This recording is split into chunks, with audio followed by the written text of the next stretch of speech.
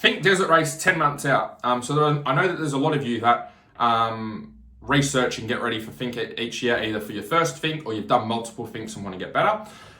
So this video is just going to give you a bit of insight into some things you can do prep-wise roughly 10 months out from the event so that you don't burn yourself out, but you can still make progress and get ready at the same time. So for those of you who aren't familiar with the event, it goes over 3 days. First day is Prologue, which is about 5 or 10 minute ride. And then the next 2 days are where the real action is, which is where you're riding. This year was really quick, really fast. I think the fastest guys were about 1 hour and 45 minutes. But usually you're going to be somewhere between the 2 to 4 hour mark. Okay, riding from Alice to Finke on day 1, and then Finke to Alice back on day 2. I think you're covering about 226 Ks, if I remember correctly. And the average speed for this year, which was very quick, the average speed for the front runners was about 110 kilometers an hour. Keep in mind, that's not the top speed, okay? That's the average speed. So it's a very fast ride for, 2-3 hours. For those of you that are new to the channel, my name's Andrew Hammer. Struggled with riding and racing fitness for about 14 seasons of racing. So hopefully this video gives you some insight into what you can do now to get ready for Finke coming up. So 10 months out. And it's interesting 10 months out because I feel like a lot of the riders I've worked with to get ready for Finke, they have this mindset where it's kind of like they're either on or they're off. Okay, it's all or nothing. And so what happens is riders will hold off on all the training and all the work until a few months beforehand, and then it's like, oh, put my life on hold, train all the time and just throw everything at it and go riding all the time. It's an approach. Personally, I don't think it's the best approach. The best approach is doing a lot less work and just focusing on doing the right stuff and doing it for a longer period of time rather than trying to jam it all in at the end, because usually that's when people get hurt and get injuries. So what should you do 10 months out? First thing I would recommend focusing on and that I get our guys to work on is getting stronger. So you've got to, let's say you're riding, 450, right? Your bike's a bit over 100 kilos. You've got your bike at over 100 kilos, plus you've got your body weight on top of that. So if you're weighing 80 kilos, that's a total of 180 kilos. So you need to be able to wrestle around 180 kilos for an average speed of 110 kilometers an hour for 2, 3, or 4 hours. There is no amount of cardio work or running or bodyweight squats or push-ups that you can do that's going to allow you to develop enough strength to be able to make that 180 kilos feel lighter. So how do you make it feel lighter? You get stronger. How do you get stronger? You do some weight training. Most important thing is that you're just doing the right type of weight training. So movements that I use with our guys is we'll use things like back squats, deadlifts with the bar, bent over rows with the bar, overhead presses with the bar, bench press with the bar. And that's the starting point that we use for our guys. Strength takes a lot longer to build than cardio. Cardio, you can see really good improvements in a very short period of time. Within a couple of weeks, you can go, I'm not getting out of breath, I'm getting better. Building real strength takes time. So that's why I recommended this 10 months out rather than 3 months out. Because the bigger run up you can get on the strength, the stronger you can get yourself, the easier it's going to feel when race day comes, and the easier all of your practice rides are going to be as well. So first thing, that's strength. Second thing is get used to doing to build on the strength side. So one of the questions I get a lot is how much training do I need to be doing? One of the questions that I get with regards to Finke is people not wanting to burn themselves out and start too early, which is a fair enough question. And the common problem that I find there is that the way riders think they need to train and the volume of training they need to do is overestimated. Okay, they think they need to do more than what they actually need to do, and the real problem is that they're just not doing the right stuff.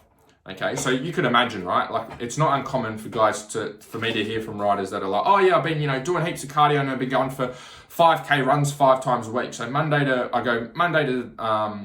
Saturday, and I have 1 rest day in the middle. 5 days a week I do my 5K run. That's a lot of running. Okay, I'm not someone who particularly likes running, and that's a lot of running. Okay, even for me, someone who enjoys fitness and enjoys working out and training, that's a fair bit of running for a week. Now, if a bike is 100 kilos and you've got 80 kilos of rider weight on top of that, if all you did was just run 5Ks, okay, 5 times a week leading up to Finke, that's probably not going to help you too much with wrestling around 180 kilos.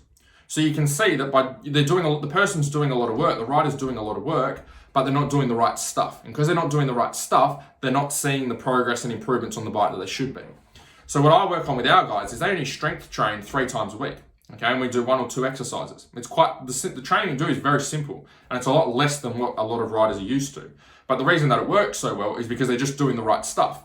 Okay, like someone running could run 10 times a week. And that doesn't really matter if you're still doing the wrong stuff. The 3 strength sessions a week or doing the right exercises is still going to be better than 10 running sessions a week.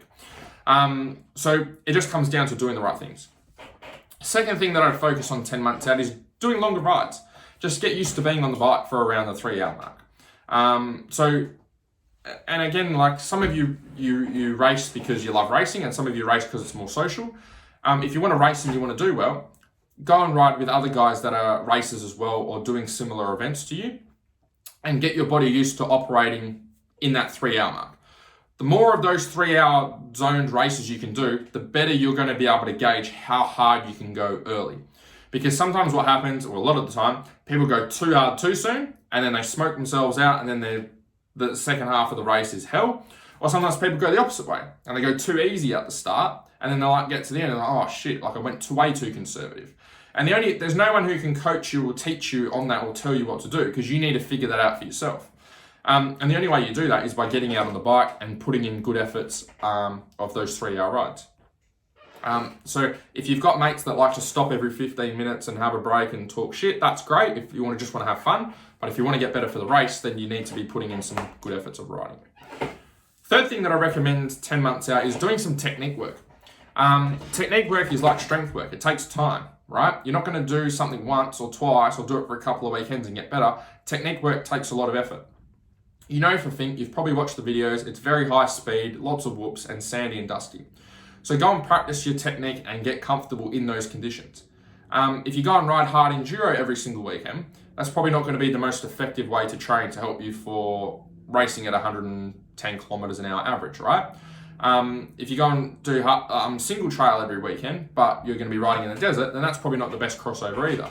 So it's just about finding a good mix where you can still enjoy your riding, but doing stuff that's going to help you to get ready for the race. So if you need to stick steg pegs on your bike, get used to the steg pegs, okay? If you're not good at sandy whoops at high speed, go and find a spot with sandy whoops so that you can ride them at high speed. Doesn't mean you have to do it every weekend, like you're 10 months out, but include it as part of your training. Because even if you do it just say once a month, that's 10 times, right? That you'll do it before the event. That's 10 times more than everyone else. 10 times more that you're able to get comfortable in the conditions that you're going to be racing. Whereas for a lot of guys, it's a bit of a surprise when they get there, and that's probably not really what you want when you've got 10 months to work on it. So hopefully you found this helpful. If you are working towards Finke and you'd like some help getting fit, you can apply for my Faster Laps program below. I'll put it in the description. If you've got any other questions, post them in the comments as well.